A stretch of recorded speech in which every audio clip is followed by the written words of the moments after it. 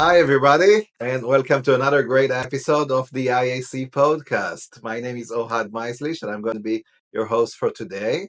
And today we have an amazing guest, Charity Majors, CTO of Honeycomb. Hi, Charity. Hi, thanks for having me. Our pleasure.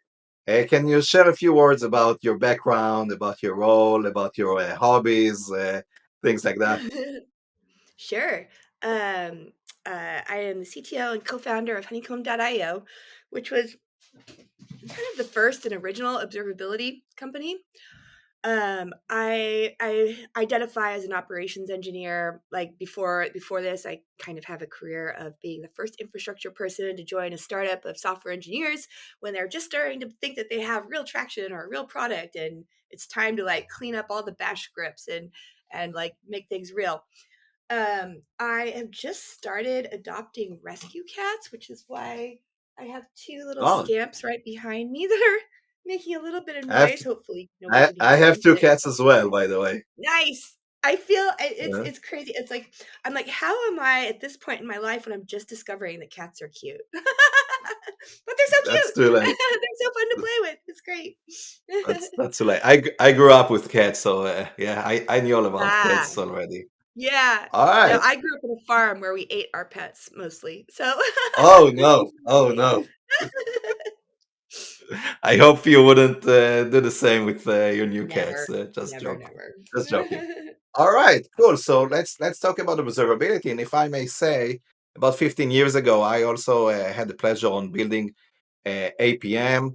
It started with agentless and network sniffing, and then it also added some agent capabilities, tracing, metrics, and all of that got acquired by VMware. What do you think about APM and observability market before we talk about You know, more things so about cloud infra? it's interesting you say that. I feel like that was probably in the very early days of APM as a thing. Like I remember when like Yep. New Relic was doing. That's when I first started seeing APM stuff. I think it was like 2000 2012 or something like that. Observability uh, is a much more recent thing, and it's interesting that we're talking about this now because I'm actually in the middle of trying to write an article to kind of try and synthesize where we're at and what's changed. When Honeycomb was started, we started talking about observability, and we tried to give it this very specific technical definition that monitoring is about known unknowns, and observability is about unknown unknowns, kind of borrowing from the control theory stuff about how observability is about how well can you understand what's happening inside the system just by observing its outputs. And if you accept that definition, then metrics, you have to kind of predict what you're going to need to ask. You create a dashboard, it's fixed. And observability was kind of supposed to be something that is exploratory, open ended, really relies on things like high cardinality, high dimensionality, the ability to slice and dice on arbitrary dimensions in real time. And I think that definition, the reason it really took off was because people really resonated with the problems that we were describing and the solutions that we were describing. But in the last 2 or 3 years, now it's like it's been, let's call it, diluted. Like everybody is now like, well, we do observability and this is observability and that's observability and data observability, blah blah blah blah blah, which is honestly it's good in a way because people are talking about these problems, but it's bad in a way that, like, if we don't have the words to talk about the problems that we're solving, we're really going to struggle to solve them. And in this right now, I keep talking to so many, CTOs and VPs and principal engineers. And when I talk about observability, they think that they have what I'm talking about, but actually all they have is metrics and logs. And that's a Mhm. very different. I mean, if we want to call that observability, then let's call that like 1.0. But there's a huge step change in usability and powerfulness between the generation of tools that are built on technology that's 20, 30 years old at this point versus the stuff that is very new, which is uh, one of the big things that people are really upset about right now is the cost crisis, right? There's like a cost crisis in observability tool. Everybody's looking at their bills and gagging like, holy shit, this costs so much. And But I actually think that it's not actually the sticker shock that they're so upset about. I think it's the fact that they're correctly intuiting that as their bills go up, the value goes down. Mhm. Because with Observability 1.0, you have to pay to store your data as metrics, pay to store your data as logs, pay to store your data for APM, you're paying to store your data again and again and again and again and again, but nothing actually connects these data sources except the poor hapless engineer sitting in the Mm. middle trying to like correlate with their Yeah. eyeballs and hope that this timestamp is the same as that timestamp, but there's not the same data. It's getting really, really fucking expensive, and the experience degrades. It gets worse and worse and worse. And observability, the way I define it, is not like that. You have a single source of truth. You have these arbitrarily wide structured data blobs from which you can derive metrics, you can derive traces, you can derive logs, you can derive your APM, but like everything connects to these events. And so you've got an engineer who's sitting here and it's just like, okay, here's our SLOs. All right, the SLO is violated. Click. I see exactly what's violating the SLO. I can see exactly what is different about the events that are violating the SLO. Click. I can trace one of them. Click. I can zoom back. It's seamless. You're going back and forth. You pay to store the data once, but it's complex data. It's rich data. You're storing raw data. So instead of doing this right time aggregation where you're locked into the original questions that you decided to ask, you're aggregating only at read time so you could ask any question. Awesome. Yeah, so you've mentioned those poor engineers, who struggle to understand what's going on. Now, from what I've been seeing in the last few years, those engineers are now also facing new evolution when it comes to their cloud infrastructure. If we talk about a few years ago, your AWS architecture would probably be mostly EC2 instances Mm-hmm. running your applications more in a monolithic kind of way. I'm sure you have seen this cloud native, Yeah. migration and moving Yeah. towards more modern kind of infrastructure. What have you seen, and how do you think this affects the principal engineers who need to No. control their production environment? Yeah. The explosion of complexity in architecture is what is driving people kind of to the brink of what these old, metrics based, logging based technologies can possibly do. And it's Mm. interesting because it was the same sort of like hard cut off. It's like a cliff that you go over where you're like, holy shit, like my tools no longer work for me. And it's terrifying, which is the experience that Christine and I had at Parse, at Facebook many years ago, which led us to like be like, I don't know how to go back to that old generation of tooling because, it's Mm. become so core to how you understand your system, how you do your work. Like it's not, I think that one of the key differences between observability like V1 versus V2 is that, the last generation of observability tools, it's like they're a checkbox, right? As you're pushing your services to prod, it's a checkbox. You're like, okay, I'm monitoring this. This is quote unquote observable. I've added some instrumentation. And it's kind of a relic of the good old days when developers developed and operators operated, and you're just like lobbing it over the wall.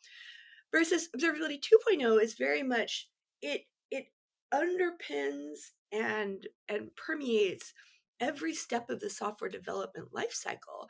It's how you have these fast feedback loops. It's how you keep a cap on the amount of cognitive state that you have to have in your head at any given time is by making sure that it's there in the tool. So you're instrumenting as you're writing your code, you ship it and you look at it and you're like, is it doing what I expected it to do in production? Does anything else look weird? If no, then you adjust, right? And these feedback loops get shorter and shorter, and the amount of state that you have to hold in your head gets smaller and smaller, and everything accelerates, right? But if you don't have tools that are capable of this, then it's really an uphill slog. So it's like in order to get to like this great vision of observability 2.0 where you have these fast feedback loops and everything, you need two things. You need to have the mindset that this is not just how you operate your code, it's also how you develop your code. And you need to have tools that allow you to do that. And I feel like one of the big hurdles of the metrics and logging era is that it's kind of like you have to translate the language of software and endpoints and variables and functions into the language of low level systems. Like, okay, I'm shipping this code, CPU spiked. 3 of the CPU spiked. What does that mean? One of the types of memory spiked and 2 others did. It's like, what the fuck does that even mean? Right? Like, Yep. Yep. and I feel like You observability 2.0 tooling is in the language of, okay, I shipped this thing. Oh, okay, this function is slow. Oh, okay, this endpoint is erroring. Oh, okay, this user is having this experience. And being able to just like swiftly, like immediately pinpoint the consequences of what you've done. Yeah, definitely. I saw in one of your quotes in the website of Honeycomb that an engineer is saying, "I've used Honeycomb, and then I realized my app is doing what? Like, Yeah. what's going on here? I didn't know about the things." And I It's remember, back, yeah, It's a very and, common response. That it's just like, "Oh my god, my app was mhm, doing what?" Which to me is like, okay, we're in this new generation where we're asking developers to own their code in production. And I am broadly very much in favor of this because I think it's the only way that we're going to build systems that are well understood and well and everything. But I also feel like if you push them into owning their code without the tools to own their code or understand their code, you're not you're just increasing the amount of total pain in the world. If mhm, we right now our systems are so hard to maintain and own because we keep pushing software we don't really understand out into systems that we've never really understood. And every change we make, it just gets worse and worse. It's like a hairball that my cat coughed up, mhm, and it's like, yep, and the only way to start like untangling all of that debt is to make sure that you can yeah. actually understand what you're doing.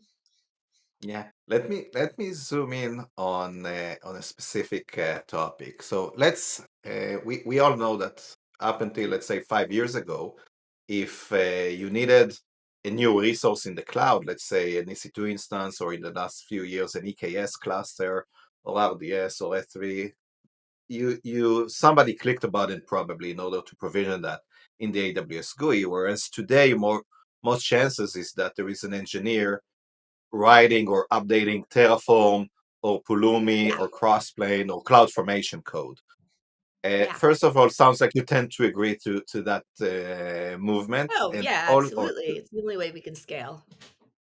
and exactly. And how does that affect, from your point of view, the observability challenges of organizations that now they no longer just have cloud resources, they also have code in their GitHub or Bitbucket or GitLab that represent those cloud resources? It starts with a pull request before it's actually being deployed. You can have Mhm. some insights within the pull request. Yeah. How is that? Do you think that's helping with shifting left observability and Yeah, infrastructure totally. observability, or not necessarily? What do you think? Yeah, I think that, this is all the shifting left. It's all a good it's all great. It's necessary, it's needed, it's challenging work, but it needs to be done. What the main thing that I think that this affects from the perspective of observability, in addition to the fact that just like everything's a high cardinality dimension now. Like it used to be you had a lamp stack, you had the app, the database. Now you've got God knows how many things, right? And they're all running code. So I think that like it's important to this is one of the reasons you need observability is because of the high cardinality stuff. But the other reason is that I think that we need to like I think that especially for those of us like me who come from the ops side of the house, we're kind of used to thinking of this our telemetry is like an infrastructure problem. Like we need to monitor resources, we need to like make sure that disks aren't filling up. We are, all this stuff, and I feel like that may or may not be all of my ops people now work for Amazon. Like we don't run our own stuff, Mhm. right? Uh, I think that the perspective that we should be looking at our telemetry decisions through is not infrastructure up, but application out, which was kind of what the APM movement was originally about. But like I think what's important about this, I think the APM movement was still using these metrics which aggregate server side and all this stuff. The key inside of the observability movement is that it doesn't matter whether or not your resources are healthy. What matters is the experience of every single user. You may or may not have any control at all over the stuff that's running your code. If you're running AWS Lambda jobs, why do you care if they're running out of memory? Like, you shouldn't have to care. Like, there's an abstraction layer there, right? What you do need to care about desperately is every single user who's running your code and their experience. And so I feel like instrumenting your code so that you can, group and break down by things like app ID, shopping cart ID, all of these things. The resources are not the important part. Like, we're all kind of stuck in this awkward middle stage where we still got some infrastructure and we still got a lot of code, but like the lion's share of the instrumentation, the telemetry that you need to care about is your crown jewels, like the code that you write that makes you makes you you, right? And like thinking about how is future me going to understand this code when it's chaotic and it's, running, there's all of this like multi-tenancy, in production. How is future me going to understand this at 2 a.m.? And that's the lens to be thinking about this through. And less, I'm not going to say there's no monitoring necessary of infrastructure, because it depends on the place. But more and more of the center of gravity needs to be the code that, your core differentiators as a business. Definitely. Do you think, I remember a few years ago when I've read that all of the future of compute will be in Kubernetes and everything else will be in things like serverless. I think this is like an utopic kind of way to look at those things. But where do you think cloud infrastructure and architecture is heading in the next 5 or 10 years? um, the triumph of Kubernetes over all other contenders has been fascinating. Uh, I I have a lot of thoughts about that probably don't fit into this format. Um, what I think the future of cloud infrastructure, though, is not one of convergence. It is one of multiplication. I think it's one of the complexity is here to stay, and it's only going to get worse. And so the way that there are two kinds of tools, right? There are tools that try to hide complexity from you, and there are tools that try to help you navigate that complexity, help simplify it, help you give you the tools to dive deep when you need to, and not dive deep when you don't. And this is where observability has a huge role to play, I think, because it's not going away. And honestly, this is all to the benefit of us and our users. Like the number of choices that we can make now, the crazy products that we can build based on primitives that we couldn't have dreamed of 10, 15 years ago. It's insane. This is great. But it is going to be up to us as the engineers who kind of, I think, platform engineering is kind of the new hotness, but the platform engineers are the ones who sit between the madness of all of the infrastructure out there and hopefully make sane decisions and defaults for the madness of all the software engineers on the other side. So I think it's a really exciting and fun place to be. I will put in a plug here for what I think of as vendor engineering. I think a lot of times our job ladders and our promotions are really designed to like make to make it seem like the most glorifying thing that you can do in software is building big, hairy, gnarly, complicated products. I think you should do that as little as possible. I really cherish and triumph the engineers who make things simpler, who reduce scope, who really make things make there be less surface area for us to own, which is why I think that one of the strongest positions, some of the most senior engineers that I've ever seen have been vendor engineers, the ones who can sit between the organization and vendors who have spent tens of millions of engineering dollars on this product that you get to use, but it doesn't exactly work out of the box. So somebody has to figure out how to build a library, how to make interfaces that are standard, that are customized, that are idiomatic for local users. And like, that's just, I think it's such a powerful and exciting place to sit. And we don't make it sound as exciting and as fun as it really is. So I just want to put a plug in there for vendor engineering. I think it's an amazing use of truly senior technical talent. Thank you so much. This is super interesting, and I fully agree with everything you said. Uh, Charity, our time is up. It was an amazing pleasure having you today on the IaC. podcast. So thank you for our audience to for all of our listeners listening today. Please follow up on the IaC podcast, the website iacpodcast.com, and on Twitter. Thank you so much. Anything else you would like to say, Charity? If you want to try out Honeycomb and Observability 2.0, it's honeycomb.io. You can get a demo. My blog is at charity.wtf. Yeah, a couple of WTF. things. But thanks so much for having me. It was really fun to be here. Thank you. Have a great day, everybody. Bye bye. Bye.